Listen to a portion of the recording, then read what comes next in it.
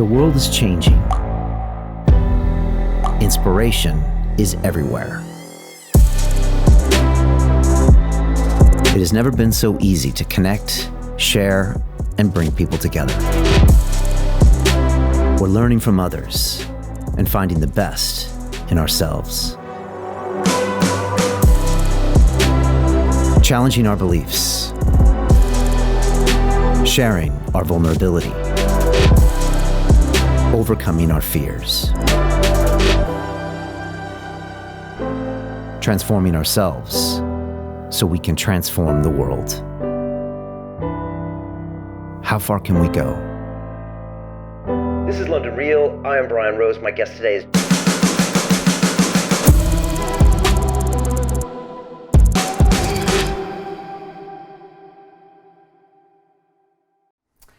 This is London Real. I am Brian Rose. My guest today is Dr. Shawn Baker, the best-selling author, international speaker, podcast host, world-class athlete, and former orthopedic surgeon. You are best known as the author of the Carnivore Diet, which popularized the health benefits of a zero-carb, high-protein, meat-only existence that has changed the lives of hundreds of thousands of people around the world, including Joe Rogan and Dr. Jordan Peterson. You have spent much of your life pushing your body to its limits as a record-breaking rower in national strongman competitions, powerlifting tournaments, and competitive rugby. You also served in the U.S. Air Force as an orthopedic trauma specialist in Afghanistan. You believe that animal protein is one of the most powerful tools that can help anyone reach and maintain a healthy body, and that by simplifying our diets, we can all achieve peak physical performance. Shawn, welcome back to London Real. Brian, pleasure to be back. Thank you. Great to have you here. Last time we did this in New York City in 2020 in January, before they were even using the word COVID. Right. It was crazy. We were in Chinatown, and then I came back to London, you went back home, and then the whole world has been a little crazy for the last 2.5 years, right? It has. It's been a fun, I'm saying that facetiously, fun 2 years for sure. It has been fun, very eye-opening, right? We got to learn a lot about ourselves and who is around us. So look, I want to jump into this. I was watching a bunch of your videos recently, and one of them, you were talking about straight out, look, I eat a dozen or 2 dozen eggs per day, 3 to 4 pounds of meat, and that's what you eat. And I'm sure when you tell most people that, they look at you and think, well, how is that possible? And I want to talk about that today and talk about some of the myths and some of the conceptions and misconceptions. Just to remind people, I spent a year as a vegan. I trained for an Ironman competition as a vegan. And I went through the whole thing. I got to be friends with some of the top vegans like John Joseph and Rich Roll. I also had Charles Poliquin come in here during that movie and call them all idiots. It was fascinating at the time. And may he rest in peace, by the way. It was great to have Charles here. And he's like the bad guy in the movie, but later as I went back to meet, I kind of understood what he was talking about. But I've been through that lifestyle.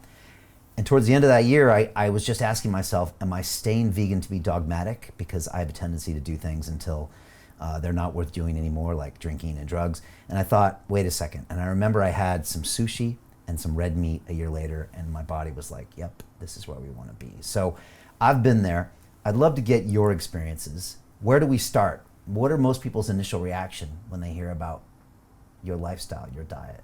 Yeah, well, most people obviously think it's crazy, and I thought it was crazy when I heard about it, 6 years ago when I began this journey. And I think it's because we are so used to a Western culture. This meat-based diet is very common throughout the world, different parts of the world. We can look at Nilotic African tribes, we can look at circumpolar tribes, we can look at Mongolians, southern Brazil and Argentina with the gaucho population. So it depends on your perspective as to what's normal.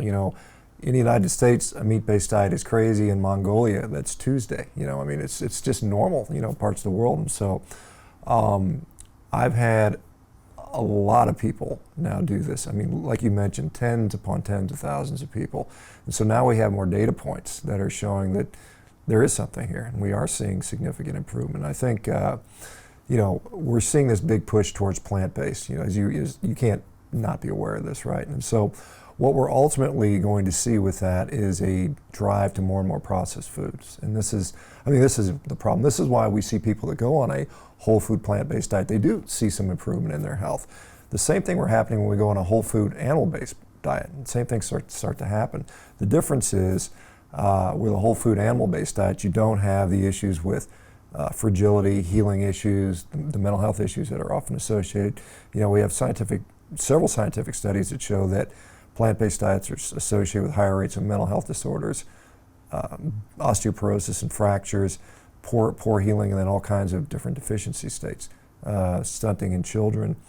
And so we don't have that on a meat-based diet. And so it's been very, very interesting to see. Harvard University has now done a study on the carnivore diet. We've got 2,000 people on the diet. Something like 92% of the diabetics came off their insulin completely. 100% of them came off all other injectable medications, and I think 84% came off all oral medications, which is, there's no other intervention for diabetes that works that powerfully. Yeah. So we're seeing some really, really neat stuff. So you're saying there's a couple things going on here. If you go full carnivore, almost by definition, you're not eating those processed foods. Right. Whereas most Americans, whether they want to admit it or not, are eating lots of processed foods, right? Whether you're vegan, whether you think you're healthy, whether you're an athlete, you're probably putting a lot of nonsense in your body. Yeah, it's interesting because we're getting this push to, we see these Beyond Meat burgers, these Impossible burgers, these Cricket burgers, they want to see bugs now. And basically what they do is they refine these foods and they process them so heavily, they turn them into powders. And you think about it, could we ever have eaten powders in the wild? I mean, if you and I went out hunting, foraging around and, out in the UK, we would not come into powder. We wouldn't have a way to turn things into powder. And so the more of these powders we consume, it actually changes the absorption characteristics of the food. And so our microbiome, which normally will actually consume up to 22% of our food, they don't do that when it's powderized because it's bypassed. It doesn't need to have that done. So it's interesting, in the United States in the last 30 years, we've had a dramatic increase in the obesity. I'm here in the UK. I'm glad to see you're not where we are at the United States yet. We're still Is it about noticeable? You're about 20 years behind, I think. I think in 20 years the UK will catch up to where we are in the United States. You look around London, you're like, wow, there's not so many fat people. Absolutely. It's noticeable. Absolutely. Even in the airports and stuff. Absolutely. It's noticeable. Absolutely. Most of the time when I see fat people here, they're American tourists. Sad to say. But as we consume more and more of these powders, like I said, in the last 30 years, it's the data on food consumption in the United States has shown no increase in food consumption. There's no calorie increase in either food availability or calorie consumption, and yet our obesity rates have continued to skyrocket. No calorie increase. No calorie increase, Really? and no change in activity level. Yeah, that's Really? what the data actually shows right now. Now, prior to that, from 1960 to about 1990, we saw about a 300 calorie per day increase. Okay. But since 1990, it's been flat, and obesity rates have continued to climb. And the thought is, because we're consuming these ultra-processed foods, which bypass a lot of the microbiome, we absorb more calories. We also set ourselves up for gut dysbiosis, gut permeability issues, and that drives continued, weight gain. So it's a very interesting dynamic. Wow, that surprises me. I just assumed we were drinking more, sweet drinks, and there was more high fructose corn syrup. We're actually eating a little bit less sugar than we were 15, 20 years ago, surprisingly. Wow. But our caloric consumption has not really gone up at all. But we're heavier, and we're definitely heavier. Yeah. And that's because what you think is the makeup of the food. I think and what's happening the to nature and the gut quality biome. of the food has changed significantly, so that it's not what we eat. The calories are not what we eat. It's what we actually absorb. Right. And so if we're absorbing more of the calories, we don't have to eat as much to do that.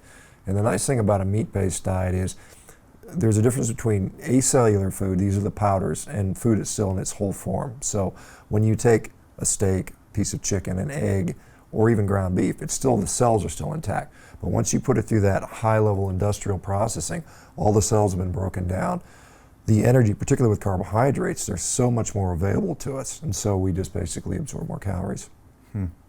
What will you eat today? Now you're on the road, you're in London, but what will you eat in the last couple days? So I've been eating, I'm staying at a hotel, I'm staying in Kensington, a little hotel there. They have a breakfast buffet.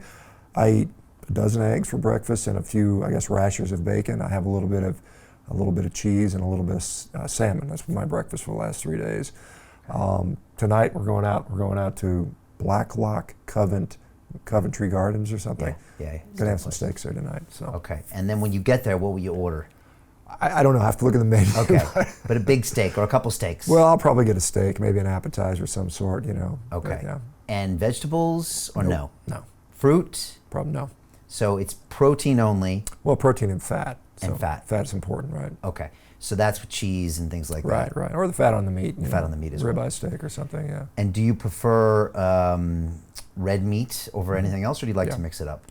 I prefer red meat for sure. Okay. Yeah. So if your breakfast buffet had red meat, you would be. I would eat a steak if it was there, but it's not. Yeah. But eggs are also important. Yeah. You just feel the need, or you feel better with them, or. Well, I actually feel better on straight meat, to be honest. But I'll include eggs because it's convenient. Okay. Yeah. And you've been doing this now for how long? 6 years. 6 years straight.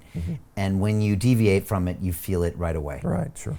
And you're 55 years old. Correct. And you just won a rowing competition. Well, I just picked up the #1 ranked time in the world on the concept too. Yeah. Right. And that's a sprint, 500 meter sprint. Right.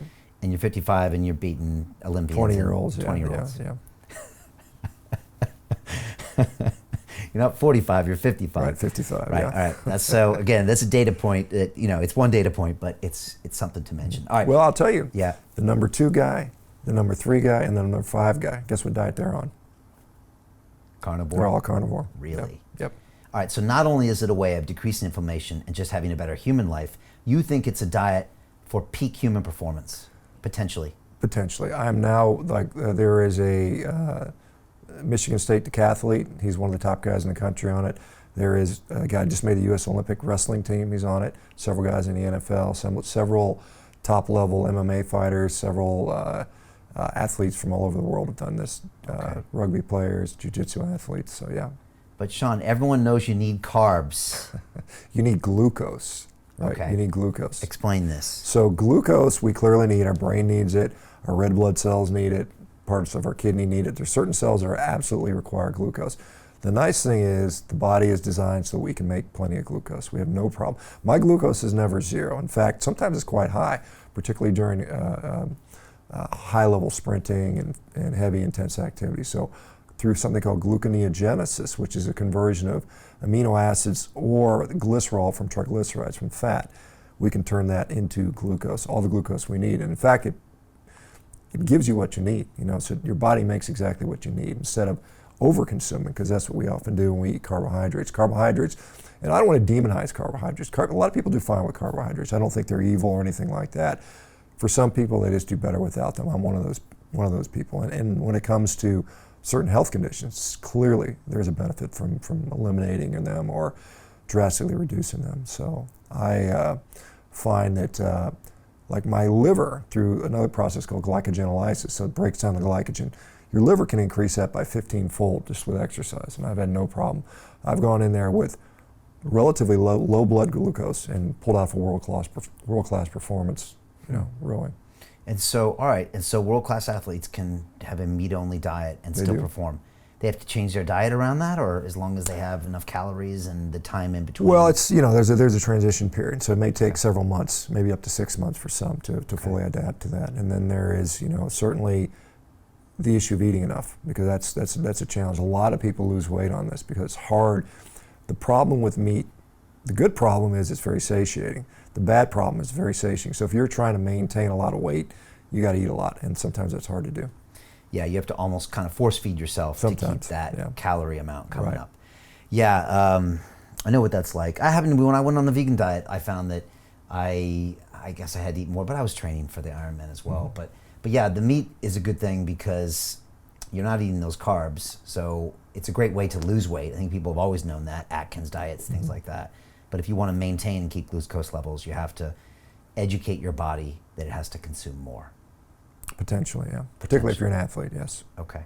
All right. I went to Botswana on safari many years ago, and I remember going out there and I saw the lions and they would eat the gazelles, and I remember thinking to myself later, they didn't have a loaf of bread with that. They didn't have a salad, and clearly these animals have been living for hundreds of years without complex carbohydrates that were farmed and then baked. And I just remember having this realization that they seem to be doing okay, and they're eating meat and meat and meat. Do you look at this historic perspective sometimes, or at least when you're having debates or when you're considering this?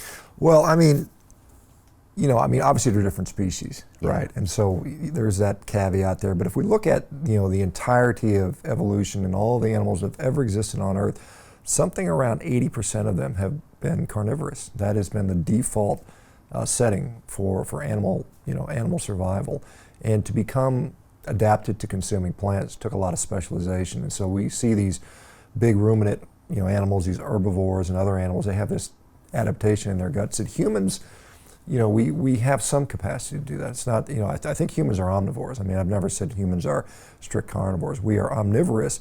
I think we favor carnivory. So there's something called a facultative carnivore, which means we do better with meat, but we have the capacity to do that. It's like a hybrid car. Like it can do electric and fuel, but it prefers the fuel. Right. So if we have to, we can go forage and hunt and gather, but we would prefer to eat meat. Well, if you watch any survival show, you know what happens, right? The ones that kill the big animal win. Right, and that's the concentrated, nutrient-dense calories that you talk a lot about as well. So 80% carnivorous when you look at all those species, and that tells you something. Well, it tells you that's the more efficient way to do it. You think about it, you and I are made up of animal cells, right? And what do those animal cells need for nutrition? Where would you find that? Well, you'd find it in other animal cells. I mean, it's very simplistic, but that's all it really needs to be. It's, we require certain things that are in our body, and where we get those, we get them from very similar places. Now, you can use, I use the analogy, if you're trying to build a brick house, you're going to pick up bricks, right? You're not going to start with pieces of 2x4, right? So there's the right tools for the job. You mentioned ruminant animals. When I was researching this, I had to go look up what that meant. What is a ruminant animal, and why is that kind of important, just for eating those types of animals? Well, a ruminant animal, the most common one we're going to be familiar with is a cow. So it has a 4-chambered stomach. One of them is a rumen. They've got other bosom and some of the other parts, and that's important in the way they have to break down food. So, for instance, a cow is eating 100 pounds of food a day. Probably more probably appropriate for what we're talking about. If we look at a gorilla, a lot of people talk about gorillas and how big and strong they are. And a gorilla's about 300 pounds, right? I'm 250 pounds, so slightly bigger than me. I eat 4 pounds of food a day. A gorilla has to eat 50 to 60 pounds of food a day because they're that inefficient.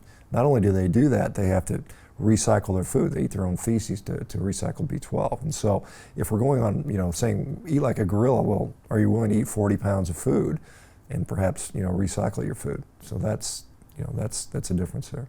Yeah, again, back to my trip in Africa, I got to ride these elephants around, and I did a safari, first in the Range Rovers and then on the elephant. First of all, elephant goes much slower, so you don't see as much stuff, but what you realize is an elephant eats all day. Like that's what it does, 16 hours a day. And when it's not getting a little bit of a coaxing from the rider, it literally is just pulling up, and it's got to constantly do that just to maintain the calories it needs. And it's massively inefficient, and it's actually quite shocking. And you see a lot of these animals, they spend most of their waking hours eating. Back to the point of a gorilla. A gorilla spends 80% of its waking hours chewing. 80% of your day is chewing. Right. Yeah. And these ruminant animals have this fascinating system through all their chambers of stomachs that basically take these vegetable matter that we would never want to eat or could eat and process it into this tasty meat. It's like a meat manufacturing. Well, they turn it into fat. Right. They turn it into short-chain fatty acids. So all the fiber they consume that they ingest, they actually absorb fat out of that. So they're actually on a fat-based diet. So at the end of the day, we need fat, whether we get it from converting fiber into fat. We have some capacity to do that in our own guts, about 200 calories a day worth. That's where we hear about the benefits of fiber, because we get these short-chain fatty acids that we absorb as fat. So you can just eat the fat and get the same benefits. Okay. Do we need fiber in our diet? We've been told all of our lives we need fiber. We've been told so many nutritional anecdotes. Maybe we'll get into them today. But fiber. Yeah, so fiber, that's a great question. So I haven't had essentially no fiber in 6 years. I'm not dead, right? Clearly, so it's not essential. It's conditionally beneficial. Now again, when we're talking about eating a diet that is mostly acellular, like we look at the standard American diet, it's a bunch of processed food. So when you add fiber to that, you slow down some of that digestion, you give the microbiome a chance to function like it's supposed to. To continue watching the rest of the episode for free, visit our website londonreal.tv or click the link in the description below.